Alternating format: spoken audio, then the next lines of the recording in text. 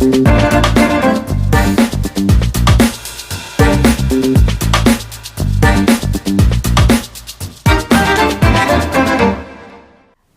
kino iki paskaitų, nuo šiuolaikinio meno iki šokio.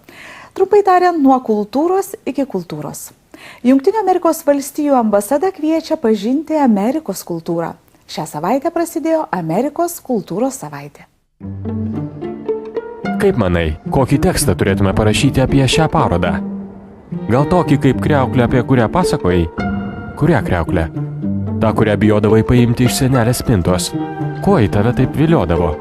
Jason Dodge yra vienas žinomiausių, turbūt įdomiausių šiuolaikinių amerikiečių menininkų. Daiktai dažniausiai yra specialiai sukurti arba labai reti. Pavyzdžiui, itin jautrios svarstyklės skirtos juvelyrikai, paverstos šonu. Taip pat sienoje yra įmontuotas signalinis varpelis C tonacijoje. Jo mes nematome parodoje, bet pati idėja skamba galvoje, ar ne? Arba specialiai pagamintos pagalbės, ant kurių niekas nemiegojo prieš tai. Išskyrus, kai menininkas davė tas pagalbės su miego teorijomis dirbančioms mokslininkėms, kad jos permiegotų ant jų, kad jos sapnuotų ant tų pagalbių.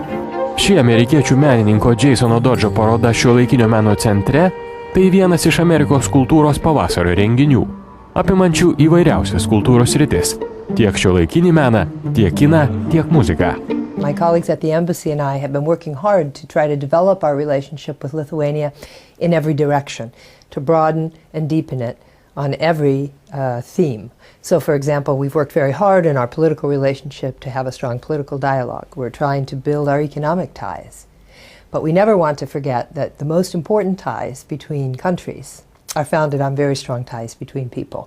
And that's where the cultural aspect of our relationship comes in. Tai žymiosios amerikiečių fotografės Dianos Arbus kūrybos retrospektyva, kurioje prancūzų menininko Piero Legiono sumanymų pristatomi originalūs jos nuotraukas spausdinusių žurnalų puslapiai.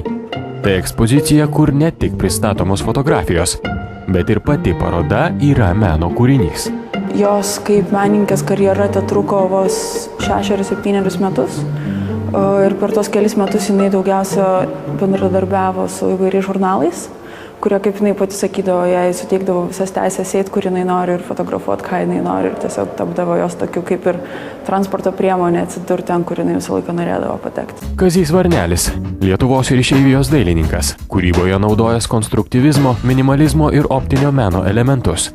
Kazys Varnelis žinomas ne tik kaip dailininkas, bet ir kaip kolekcininkas, bibliofilas. Gyvendamas vakarų Europoje ir Jungtinėse valstijose, jis nuolat domėjosi varžytinėmis. Nemažai profesionalaus meno kūrinių įsigijo Frankfurto, Paryžiaus, Vienos bei kitų miestų aukcionuose.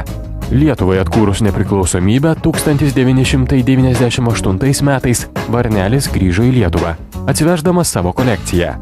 Jos pagrindu Vilniuje buvo įsteigtas Kazio Varnelio muziejus, kur dabar ir esame. Na, o per Amerikos kultūros pavasario renginius jo sūnus, žymus pasaulio architektas, skaitys paskaitą. Jisai kalba apie architekto daugiaplanį vaidmenį, apie tai, kad išsilavinęs architektas ne tik sugeba projektuoti pastatus, ir apie tai bus kalbama jo paskaitoje. Didelė dalis Amerikos kultūros filmuose. Ekranuose matote ištraukas iš 47-ųjų filmo Džentelmenų susitarimas, Gentleman's Agreement. Čia reporteris apsimeta žydu tam, kad sukurtų tikrovišką istoriją apie antisemitizmą ir neapykantą. Jis pamato tikrąją neapykantos gelmę, bauginančią gelmę. 2011 gegužės 9 dieną 6 valandą vakare Valstybinio Vilniaus Gaono žydų muziejuje prasideda amerikiečių kino vakarai. Ir šį sykį mes pristatome maždaug 2 mėnesius truksiančią programą. Amerikiečių kino vakarai bus rodomi kas antrą pirmadienį. Ir šį sykį tai yra labai platus žydiškosios tematikos filmų spektras. Šį filmą galėsite išvysti Vilniuje, Gaono žydų muziejuje, balandžio 24-ąją. Taip pat visą gegužę Vilniuje, Kaune Ir Šiauliuose laukia paskaitos, muzikos renginiai, spektakliai, šokiai, parodos ir dar daug Amerikos kultūros. When it comes to the arts, whether it's drama, theater, film, music, dance, poetry, all of those areas touch our hearts as well as our minds. And that's also a very important way to build understanding and strong relations between people. So very simply, like your culture minister always says, kultura yra esmė. And he's right.